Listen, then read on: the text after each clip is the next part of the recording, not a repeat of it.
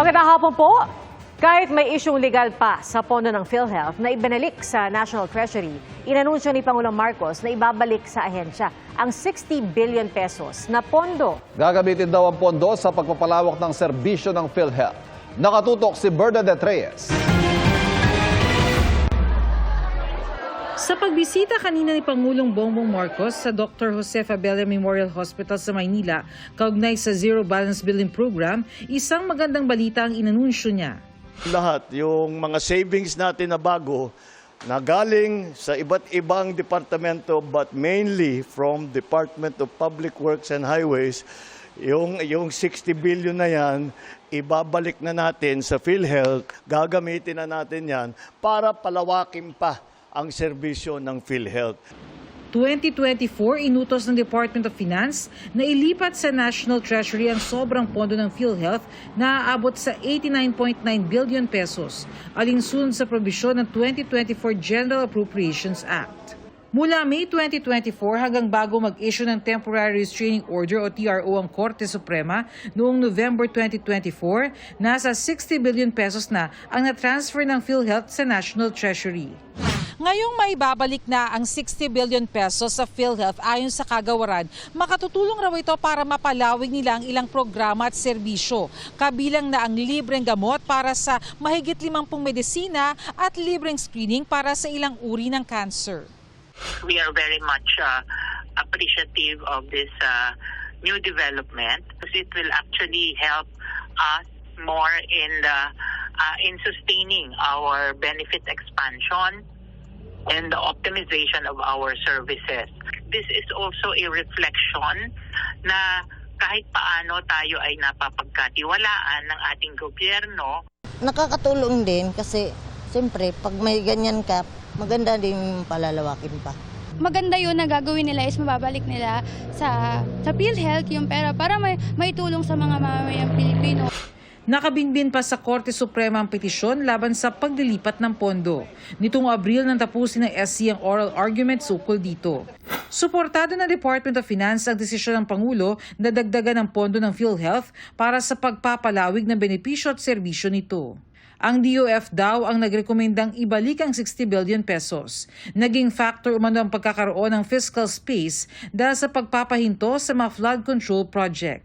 Para sa GMA Integrated News, Bernadette Reyes, nakatutok 24 oras. Naka-alerto sa Bagyong Nando ang mga probinsya sa norte at may mga maagang nag-ani ng pananim. Meron din mga mangingisdang ng huli na bago pa sumungit ang lagay ng panahon. Mula sa Lawag, Ilocos Norte, nakatutok si Sandy Salvacio ng GMA Regional TV. Sandy? Pia, handa na ring makipagtulungan sa disaster preparedness and response ang DPWH. Katunayan niyan, may ilang mga heavy equipment nang nakadeploy sa ilang mga lugar sa probinsya ng Ilocos Norte. Habang hindi paramdam ang Bagyong Nando sa Lawag City, sinasamantala ng mga mangingisda na pumalaot para may mahuli. Habang magandang panahon, kung darating na yung bagyo, wala na. Inaayos na rin nila ang mga bangka para hindi tangayin. Naka-alerto na ang Ilocos Norte DRRMO. Deployed na sa iba't ibang bayan ang ilan sa mga search, rescue and retrieval equipment ng probinsya. Sa mga critical areas kasi ongoing din ang clearing operation at disinfecting sa waterways. Kahapon ang nasabi is Paway, Sulsona and Pasukin. Mahigpit ding minomonitor ang pag-apaw ng mga creek at ilog sa mga barangay katuwang ang Philippine Coast Guard na nagbabantay naman sa coastal area sa rehiyon. Nagsagawa na rin ng Oplan Waragawag ang mga otoridad upang abisuhan ang mga may alagang hayop na isecure na ang mga ito bago pa manalasa ang bagyo. Sa ngayon, bawal ng mangisda at maligo sa dagat sa Lawag. Ang ilang magsasaka, nag-ani na rin ng kanilang palay. Gayon din ang mga magsasaka sa Kasiguran Aurora. Sa Sabtang Batanes, tinalian na ng mga residente ang mga bubong ng kani-kanilang bahay. Nakahanda na rin ang relief goods sa mga evacuation center. Naka-alerto rin ang otoridad sa Batanes.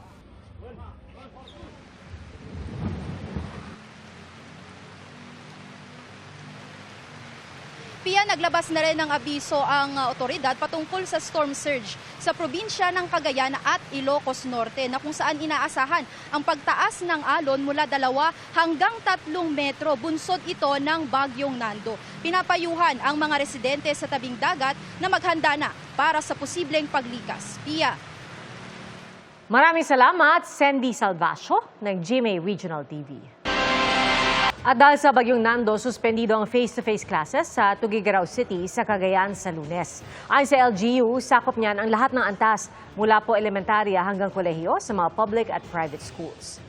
Manatili po nakatutok sa 24 oras para sa iba pang anunsyo.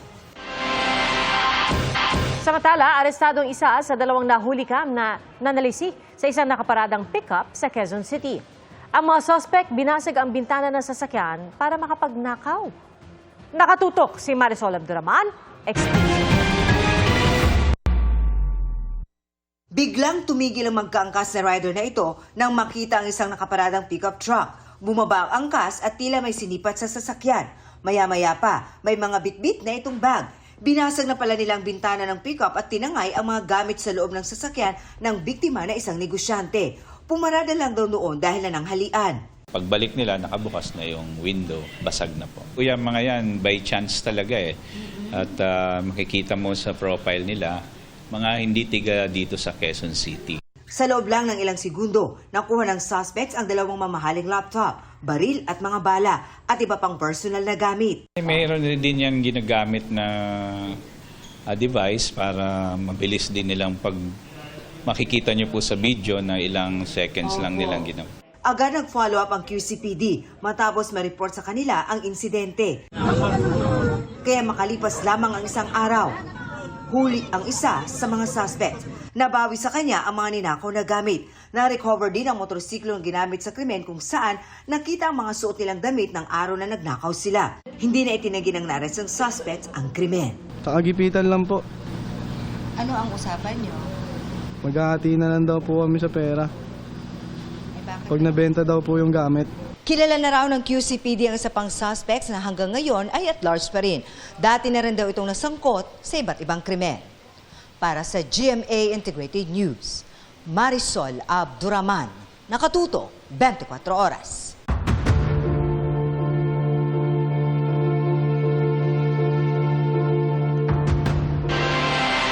Sa gitna ng paghahanda sa malakas na bagyo, pinaghahandaan din ang inaasahang mga kilos protesta kontra katiwalian bukas. Ngayong bisperas ng protesta sa mga kinurakot umanong proyekto kontra baha, may demonstrasyon na sa Hagonoy, Bulacan habang nakalublob sa baha ang mga rallyista. Mula sa Quezon City, nakatutok live si Bon Aquino. Bon. Ivan, dito sa Metro Manila, puspusa na ang paghahanda para sa rally kontra korupsyon bukas. Pero sa Hagonoy, Bulacan, may patikim na ng protesta sa gitna ng baha.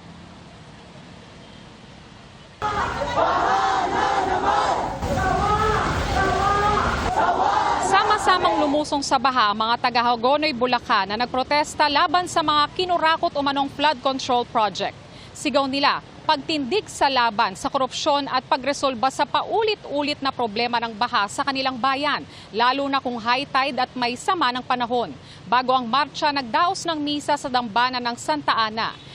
Ipinanawagan din nila na mapanagot ang mga nagnanakaw sa kaban ng bayan. Kasama ng mga residente ang iba't ibang sektor tulad ng simbahan, kabataan, mga PWD, toda, guro at mangingisda. Suportado rin ng lokal na pamahalaan, pulisya at mga bombero ang kilos protesta. Hanggang sa kayon po, ang ating mga paa ay nakababad po sa tubig baha. Ang bayan po namin ang sinamantala ng limpak-limpak na hangaring sakim na napunta po sa bulsa ng ilan. Sawang-sawa na po kami, napakahirap po. Kung sana po maranasan nila yung mga nararanasan namin para alam po nila yung kalbaryong binibigay sa amin ng baha. Sa People Power Monument sa Quezon City na isa sa pagdarausan ng anti-graft protests bukas, may mga nakasabit na tarpaulin at may nagwawagayway ng watawat habang may mga pulis na nakabantay. Tiniyak ng grupong simbahan at komunidad laban sa katiwalian o siklab na hindi magiging marahas ang kilos protesta sa People Power Monument bukas September 21. pagkondena sa korupsyon ng ipaglalaban nila at hindi pagpapalit ng liderato. Pero nais nilang himukin ng Pangulo na baguhin ang legacy ng kanyang ama at talikuran ng korupsyon. Ang mga biktima ng bagyo at baha dahil sa korupsyon ang pagsasalitain nila. Iba't ibang grupo din ang magmamarcha patungo sa Rizal Park sa Maynila. Ayon sa taong bayan, ayaw sa magnanakaw at abusado Network Alliance o Tama Na, maaga pa lang ay magsisimula ng magtipon ang mga lalahok sa rally para magmarcha patungo sa Rizal Park.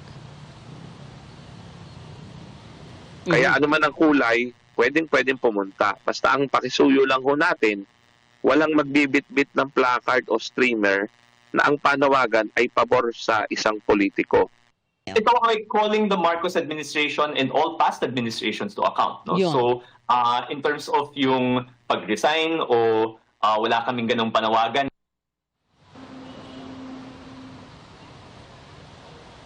Sa Maynila, nag-inspeksyon sa Menjola at sa LRT2 Legarda Station si PNP Chief Lieutenant General Melencio Nartates Jr. Maximum tolerance daw ang ipatutupad ng PNP. Wala raw silang namomonitor na destabilization plot. Nakikita raw nilang maayos at mahinahon ang magiging aktibidad pero nakahanda raw sila sa anumang pwedeng mangyari.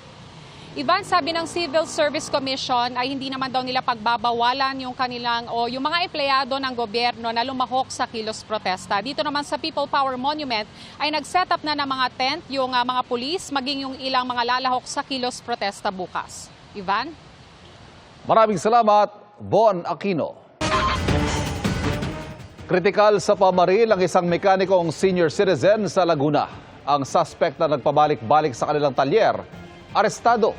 Nakatutok si Jomer Apresto. Tadtad ng tama ng bala ang kotseng ito sa talyer sa San Pedro, Laguna. Alas 9 kagabi ng pagbabarili ng kotse at ang lula nitong 65 years old na mekaniko. Ayon sa kaanak ng biktima, ang gunman na inakala pa nilang customer, 4 na beses nagpabalik-balik sa talyer. Hindi raw nila makausap ng maayos ang sospek kaya tinawag na nila ang tsuhing may-ari ng talyer. Pero nang kausapin ng biktima ang sospek, bigla raw siyang naglabas ng baril mula sa bag. Tinanong po ng tito ko, ba't may baril ka? Ang sagot niya po, siyempre may pera ko kaya kong bumili ng baril. Nasa gilid na po kami, sir, wala na po kami magawa eh. Ito yung kotse na sinakyan ng senior citizen na biktima nang papunta sana siya sa barangay para magsumbong. Pero habang umaatras ang kotse, bigla raw binaril ng gunman ang likurang bahagi ng gulong nitong sasakyan bago niya tuluyang pinagbabaril ang biktima. Agad na isugod sa ospital ang biktima na kritikal matapos mabaril sa dibdib. Hagip sana ang aktwal na pamamaril sa CCTV na yan pero hindi pa nagbibigay ng kopya ang mga otoridad. Casual lang daw na naglakad palayo ang sospek pero bumalik makalipas ang 30 minuto. Mabuti na lamang at may mga pulis sa lugar kaya nahuli ang sospek at nakuhanan ng customized na caliber 45 na baril. Hawak na siya ng San Pedro City Police at maharap sa reklamong frustrated murder. Sinusubukan pa siyang makuhanan ng pahayag. Ayon sa pulisya, taga Montalban Rizal ang sospek at hindi pa malinaw kung ano ang kanyang pakay ng mapadpad sa Laguna. Tingin nila, binalikan talaga ng sospek ang biktima. Kasi ano pa to buhay pa yung biktima, so probably baka may ano pa siya, intention. So, chinecheck namin po yun, and chinecheck na namin yung probability na may kasama pa siya doon during sa incident. Para sa GMA Integrated News, Jomer Apresto, nakatutok 24 oras. May pag-ulan na rin sa Baguio City sa gitna ng paghahanda sa bagyong Nando. Naka-alerto ang mga otoridad sa mga landslide-prone area. At ang mga turista naman sinulit ang pamamasyal. Nakatutok doon live si John Consulta. John? Pia, naka-alerto na nga ang 13 munisipalidad ng Cordillera Administrative Region bilang inaasahang epekto ng pagpapalapit na bagyong Nando. Dinatnan namin sa Baguio ang pamilya Favis mula Quezon City na katatapos lang mag-strawberry picking. Sinamantala na nila ang pagkakataon habang hindi pa masungit ang panahon. Kahit alam nilang may paparating na bagyo, tinuloy pa rin nila ang pag-akyat sa Baguio. Kasi sayang po yung booking namin eh. Bawal naman po i-cancel. Stay lang talaga sa hotel pag masama ang panahon. Malayo-layo pa ang bagyong Nando pero mayat-maya na ang pag-uulan sa Baguio City at karatig na munisipyo. Ayon sa Benguet PDRRMO, ipinatutupad ang road closure sa bahagi ng Baguio-Buwa-Itogon Road dahil sa ongoing clearing operations sa landslide na naganap sa lugar. Pero may binuksang alternate route para tuloy-tuloy ang biyahe mula Baguio papuntang Itogon-Benguet. Naka-standby na rin daw ang ilang equipment ng probinsya at DPWH para sa mga landslide-prone areas sakaling kailanganin. Hinihikayat din daw ang pag-aani sa mga tanim na gulay at prutas bago tuluyang sumama ang panahon.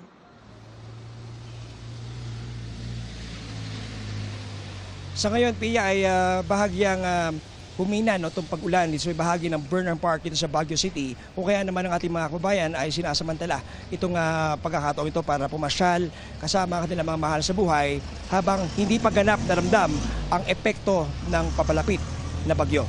Yan muna rin sa Baguio City. Balik sa iyo, Pia. Maraming salamat, John Consulta. Mga kapuso, alamin natin ngayon ang latest sa Typhoon Nando mula kay Amor La Rosa ng GMA Integrated News Weather Center. Amor. Salamat Ivan, mga kapuso, lalo pa pong lumalakas ang bagyong Nando na posibleng ang maging super typhoon at habang patuloy ang paglapit niyan sa lupa, nagsimula ng magtaas ng wind signal ang Pag-asa.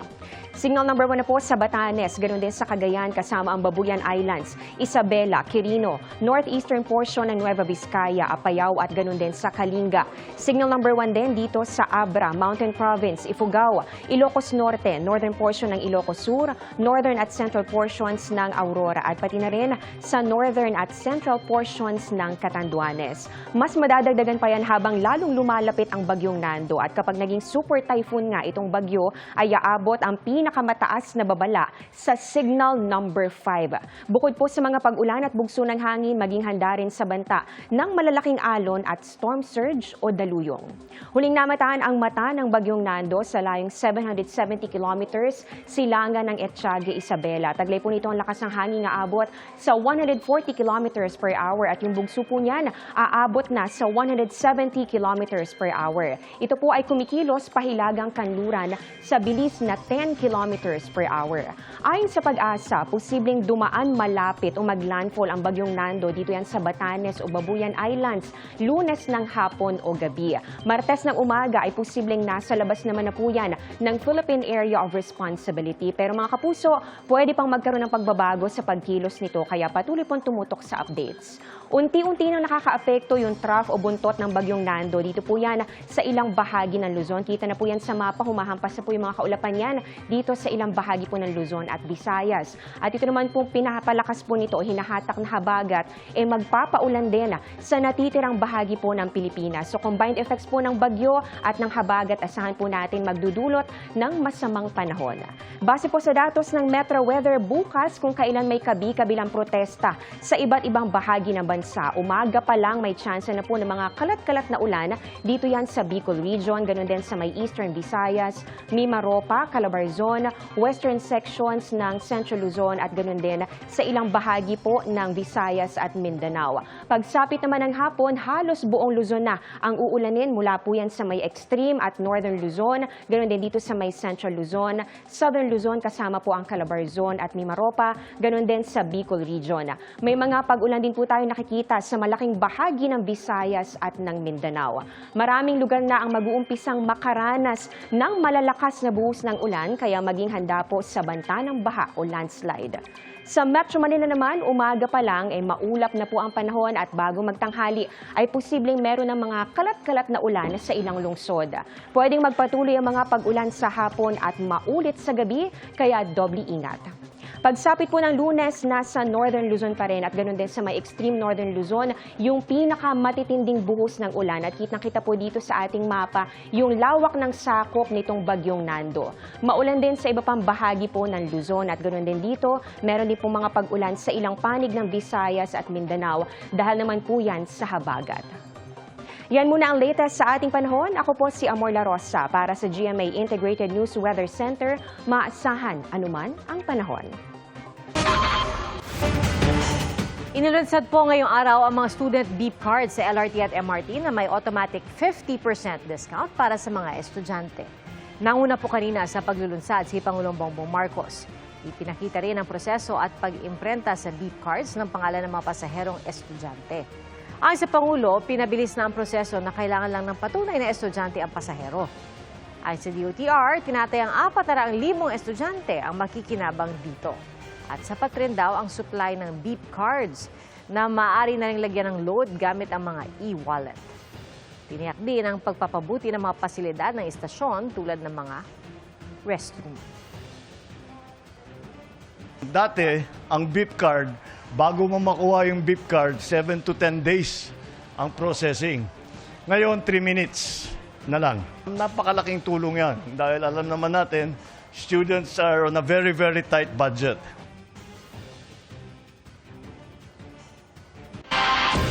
Ang iba't ibang sining at produkto ng Antipolo ibinida sa 3-day tourism fair na layong ipromote ang turismo sa lungsod. Nakatutok si Bon Aquino.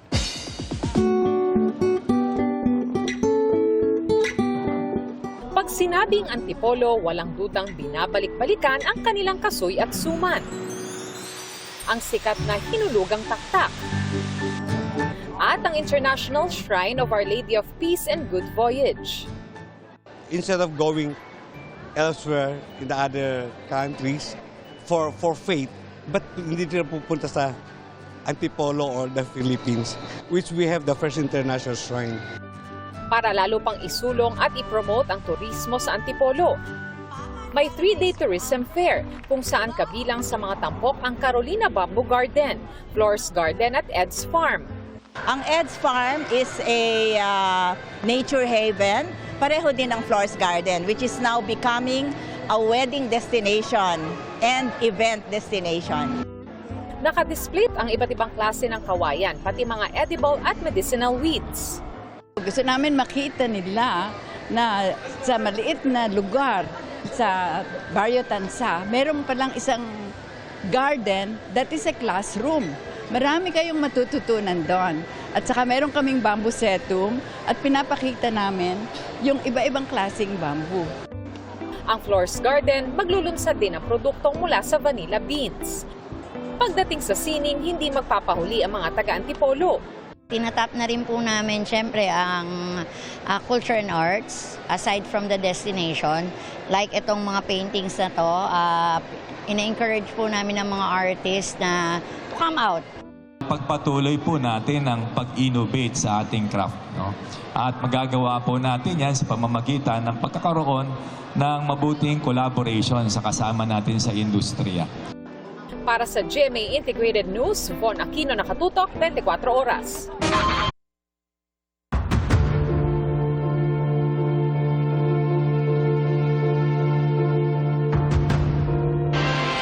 Umuwi sa Bulacan si dating DPWH Bulacan Assistant District Engineer Bryce Hernandez para makakuha ng dagdag na ebidensya para sa investigasyon ng Senate Blue Ribbon Committee. Nakatutok si Darlene Kai. Pasado alas 7 ng umaga kanina umalis sa Senado ang convoy, lulan si dating DPWH Bulacan Assistant District Engineer Bryce Hernandez.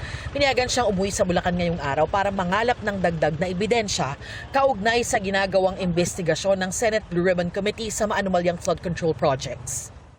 Mahigpit ang seguridad sa kalye kung nasaan ang bahay ni Hernandez. May nakapwesto mga pulis at kawani ng barangay na nag-check sa bawat pumapasok. Sa isang mensahe, kinumpirma ni Senate President Tito Soto ang anyay heavily guarded o bantay saradong pag-uwi ni Hernandez. Yes, natuloy po siya and as we speak, andun po siya ngayon, naghahanap ng mga ebidensya. I don't want to preempt anything muna. Gusto ko manggaling po kay Bryce kung anong ebidensya po mahahanap niya. And then rest assured na once na nakuha namin, nakolate po namin, and at the right forum, we will divulge all these. Nabigyan din daw si Hernandez ng pagkakataong makasama ang kanyang pamilya. Kasama rin daw sa inaasikaso ng kanilang kampo ang pagsuko ng 2 pang luxury vehicles ni Hernandez sa ICI o Independent Commission on Infrastructure matapos ang pagsauli niya ng isang sasakyan kahapon. Because it's the right thing to do. We just don't know exactly when, but I think the only thing that's preventing him from doing so are logistical problems. Patuloy raw makikipagtulungan si Hernandez sa mga investigasyon sa maanumalyang flood control projects. Pero hindi sila kontento sa naging takbo ng mga pagdinig sa Senado. He was also frustrated kasi he went there. He went to the Senate ready to reveal what he knew. And yet he was never given an opportunity. May mga questions yan. Yes or no lang ang pinapasagot eh. Pero he would want to explain why this happened. Unfortunately, parang hindi po nangyari yun. Alas 6 ng umaga hanggang alas 6 ng gabi ang ibinigay na oras kay Hernandez. Pagkatapos nito, sabi ni Blue Ribbon Committee Chairman Senator Ping Lacson, kailangan niyang bumalik sa Senado kung saan siya nakadetain mula ng makontempt. Para sa GMA Integrated News, Darlene Kai, nakatutok 24 oras. Nakaamba na naman ang taas presyo sa petrolyo sa susunod na linggo. Sa tansya ng kumpanyang Unioil, posible ang hanggang pisong dagdag sa kada litro ng gasolina. 50 hanggang 70 sentimo naman ang posibleng taas presyo sa diesel. Ayon sa Oil Industry Management Bureau, nakikitang may epekto sa presyuhan ang sanctions ng Amerika at European Union sa Russia, sa gitna na rin ng patuloy na gera ng Russia at Ukraine.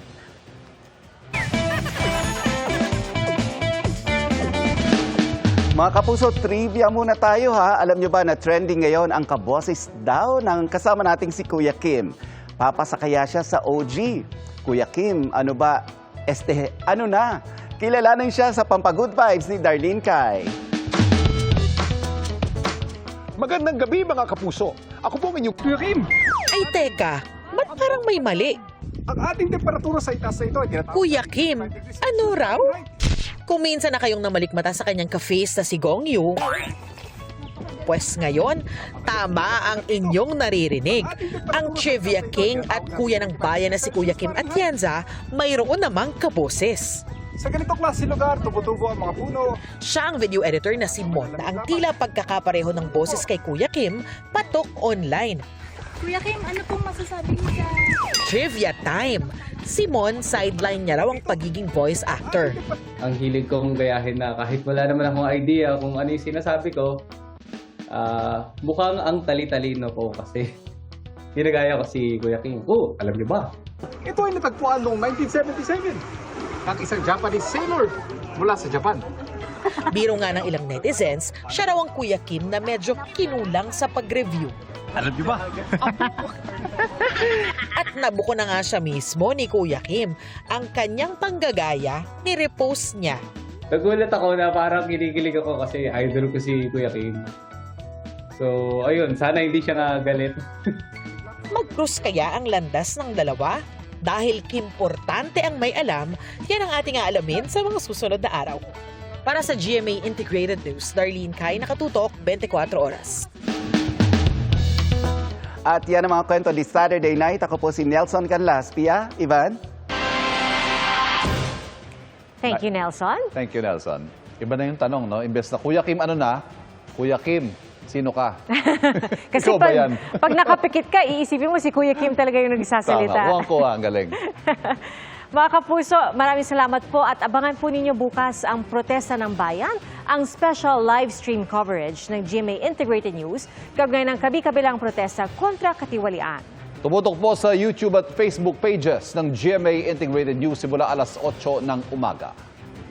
At yan po ang mga balita ngayong Sabado para sa mas malaking misyon at mas malawak na paglilingkod sa bayan. Ako po si PR Kanghel. Ako po si Ivan Mayrina mula sa GMA Integrated News, ang News Authority ng Pilipino. Nakatutok kami 24 oras.